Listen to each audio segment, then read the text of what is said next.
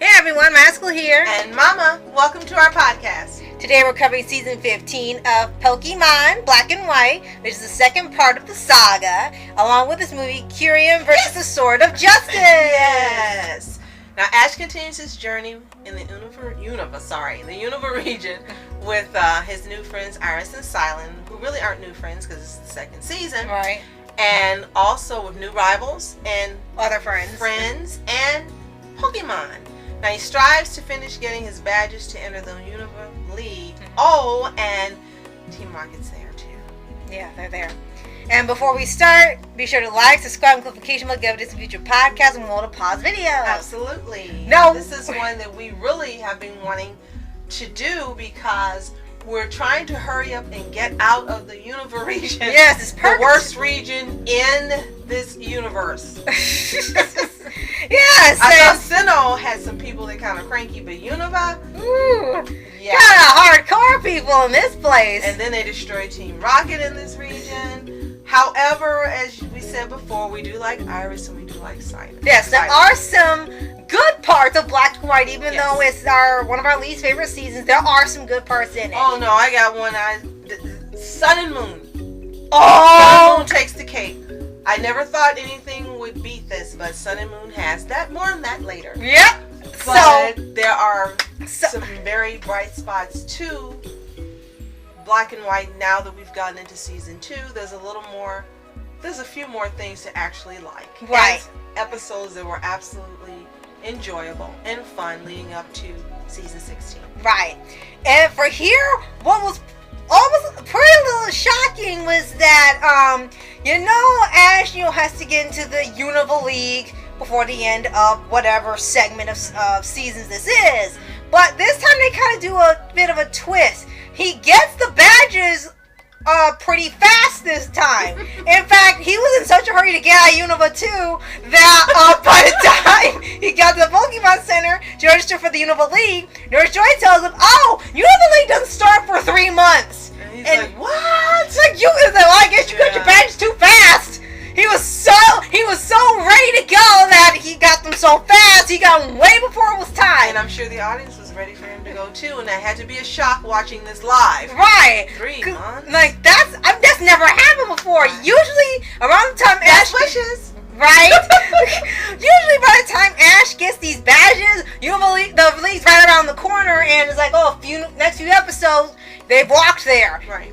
But this time, it's like, okay, no, there's got to be a whole lot more happening before we get to the Unova League. So they use this as an opportunity to become better acquainted as friends, to grow closer in teamwork, and to explore more of the Unova region. Right. Which is kind of odd because both Cilan and Iris are from there. So it's kind of like they didn't really explore and know where they live. So now they're learning it with Ash. Yeah. And you get to know more about both of them. Cilan is a connoisseur of like everything. And Iris really does want to become a dragon master, and you get more of her story and the backstory and the village and stuff, which was a really nice idea. Mm-hmm. You didn't find yourself going, why? Absolutely. You actually were interested in both of their stories. And then Cilan's brother returns. One of his 2 brothers returns. Yes. Seeking his help to get better. Right. As a Pokemon trainer. Right. And then we end up having some mini arcs. Not a trainer. They're gym leaders, I think. To be, gym leader, right? And as it goes on, we also have like maybe 1 or 2 ongoing arcs. Mm-hmm. Yeah, Team Rocket's there, so we have to mention one that was actually pretty interesting was the Melaletta arc, with this little Pokemon that was even following Ash towards like near the end of this season. And at first you're thinking, is this one is going to join him or what? Because he saved it like in some other episode. And then you see her following him around like a lot. So you just kind of was like a Jigglypuff or something. And then finally they get to it and it's a whole big arc. But they made her look almost like she's a human child. Yeah, and strange enough. If it weren't for just the hair being on one side, you might mistake her for a human child. Right. And that was odd to see them create a Pokemon that looked that much human, but she's small. But then you've also got the 2 Sock and Throw. Yes, they look like people. They don't even look like Pokemon. Except for they're like blue and red. But, yeah. But, Lada. Yeah. She actually looks human. Yeah. Which was kind of strange because we noticed this particular segment of seasons, they're doing some odd things with the Pokemon. They either just items you find every day, or they're people, or they're animals. They're like the most common things, and it's sort of like they don't have that sort of fantasy, otherworldly, Pokemon-y feel to them. At least for some. Some of them do have the Pokemon feel, which they get a little later, but for some reason they started just having more easy Pokemon to draw and make and having bad puns. Right. What I do like they got better in this season, now that you're speaking of the Pokemon themselves, is that you actually had more battles. Right. Versus season 14. Right. And they showed all of the gym leaders, and they all varied in personalities. Again, one else was supposed to be like a Bruce Lee character. One was supposed to be Texan. He was a cowboy. Okay. And then you had one that was already right. And then you had one that's already my favorite for this region. Is her name is Alicia, but when we saw her, and she's supposed to be some model, or I think a designer or model or something, and then we saw her character, and she's got these long earphones, like Jiro. That's the first thing I said. I said, it's Jiro. Yeah, I was like, you know what? No, your name's Jiro from now on. That's gonna be your name now. So the whole time. And there's another MHA character who makes his appearance in here as a Pokemon, Endeavor, also known as Endeavor. In Cinnabor? No, it's no sin. It's Endeavor. Endeavor. Yeah. Yeah. And he looks just like Endeavor. And he's got a big fire beard. And it's like you look at him and all you can think is Endeavor. Horikoshi was Inspire. We got Endeavor. We got Jiro. Who else are we going to see in this season? Right. And I was like, oh my god. So I was like, okay, you're already my favorite trainer. And we see all these different types of trainers and styles with each one. So each one had their own way of battling, which was pretty interesting. They have their strong suit Pokemons. And some were like normal types, but they have strong powers. There's only one issue they've had. They have one that to me feels like a cheat code, where they have a Pokemon that's normal, but they can do a roar or bark or something. It'll send the Pokemon they're fighting back and immediately take out the other one they got reserved and fight that one instead. Right. Which to me sounds like a cheat, because it sounds like, oh, I can't beat you, send that back, bring out another one. That's what it almost feels like. Maybe it's not, but it feels like it's too much of an advantage, like when you have these human-sized Pokemon battling tiny Pokemon. That I didn't care for this season. Sock and Throw were beating the crap out of the little Pokemon. It's like, this is not a fair matchup, because they've got arms and legs and they move like humans and they act like humans. I'm sorry. And then the third thing that I did not care for during these battles is Pokemon deciding that I can't kick your butt, so I'm gonna level up, and then they beat the snot out of the Pokemon that they were fighting. It's like, you can't cut it, get out of the ring.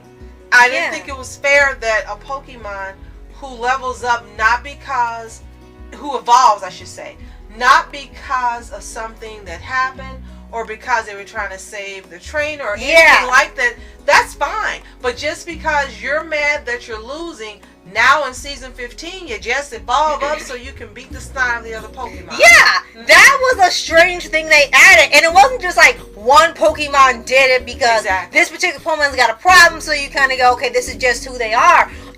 Almost every Pokemon in Black and White from this point on evolves in the middle of a fight when they're almost beat, and then they power up, and then they win by evolving. So it's almost, that itself is also a cheating move. I mean, the trainer doesn't do that themselves, but the Pokemon feel like they gotta win, and now they're evolving, forcing themselves to evolve, and it's not because they want to, or like you said, to get stronger, or to help somebody. They're doing it just to win. Because they're poor sportsmanship Pokemon. That's a tongue twister.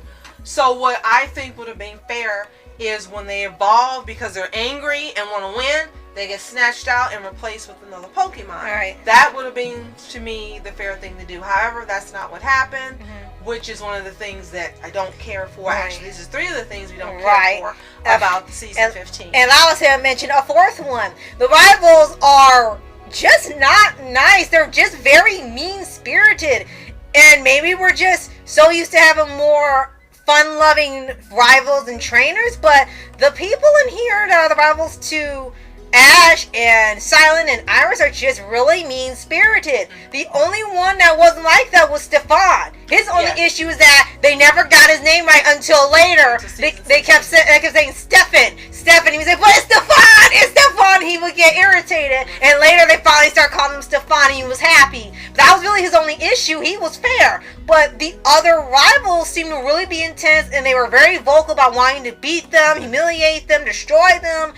You better not lose. I want to beat you myself. It was kind of like, what's with this one-sided heated rivalry? They're not that intense about you. Unova, you don't want to. That's... Now, there were two great things about this season that I like to point out. And one is, of course, us growing to like Cilan and Iris more and more. That they are really good characters. They are really Ash's friends.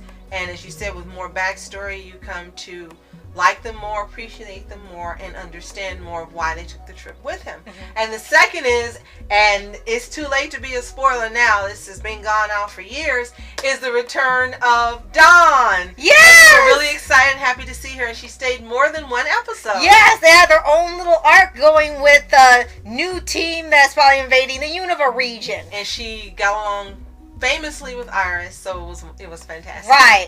And this is also in between the Meletta arc we mentioned earlier. Dawn was part of that for a little bit when Meletta decided to go with Ash, and there was this mini arc where her Piplup and Ash's Ashawat were fighting over Meletta.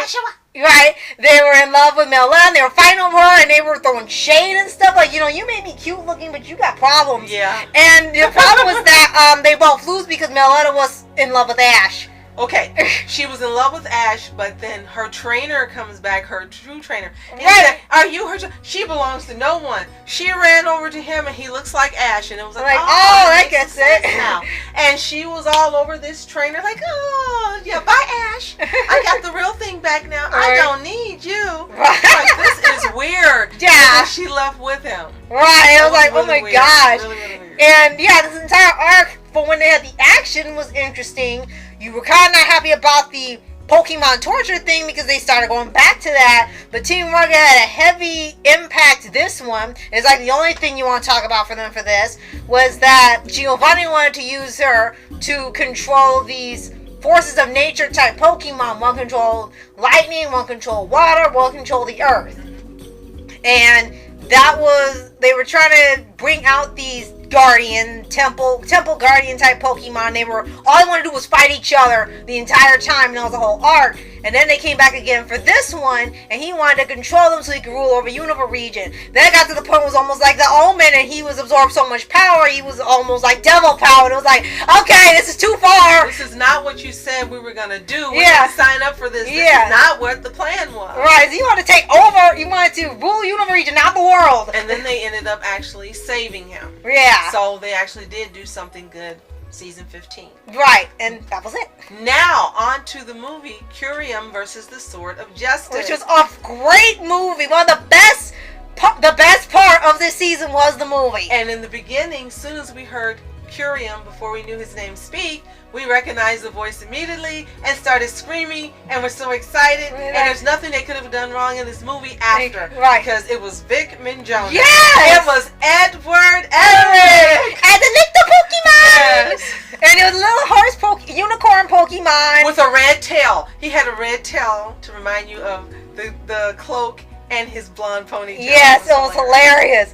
And apparently this little pony Pokemon was part of Sword of Justice type team, and they were supposed to protect Unova region. We hadn't heard of them until now.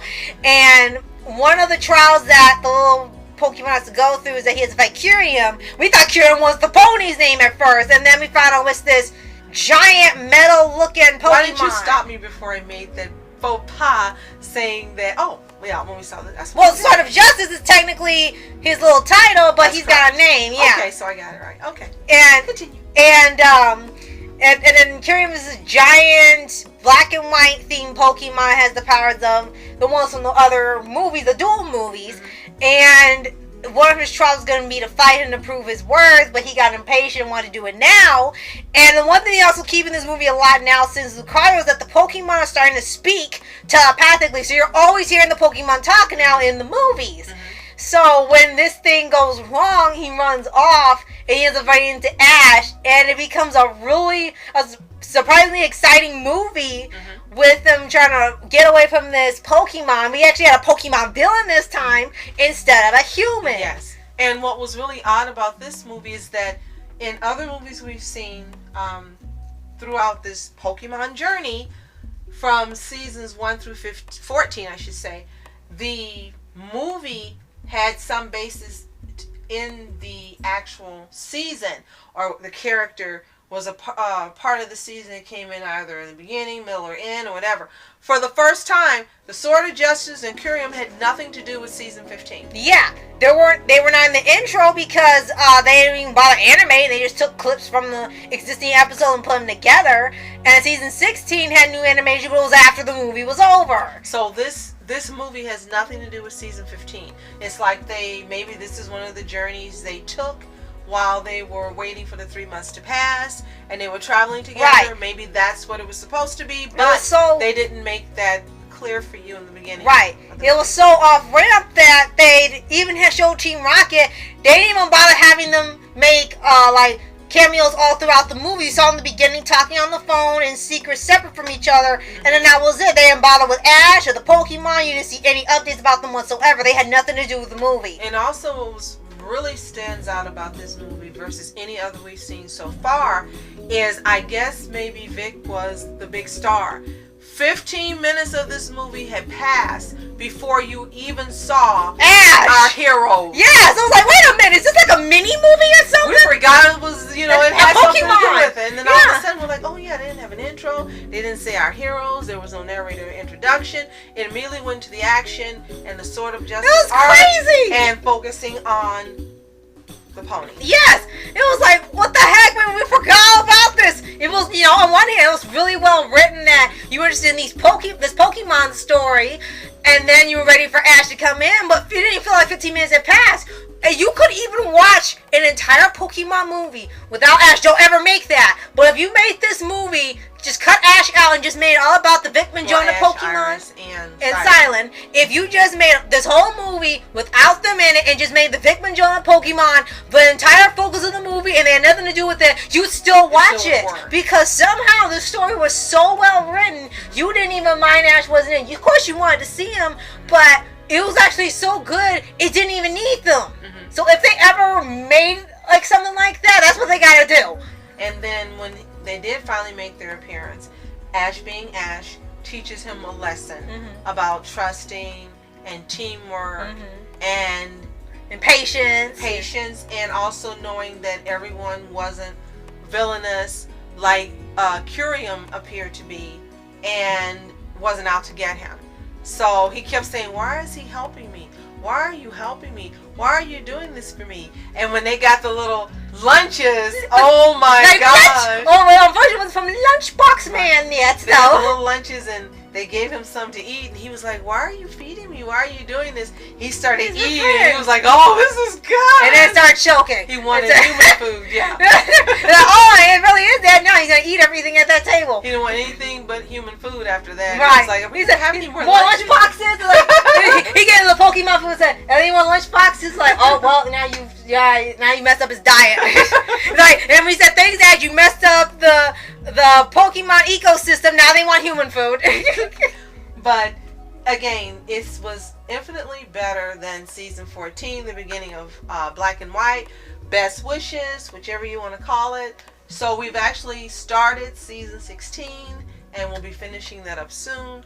But we are pleased that 15 improved this particular arc. Right. Then even like we said, even though this is not one of our least favorite seasons or stories, it still had a lot of great things. Sun and Moon takes the cake for me. It has still had a lot of great things going on in it, and there were some highlights in it. It just, none of them involved Team Rocket. For me, it's the least favorite because of Team Rocket being true villains now and not being themselves.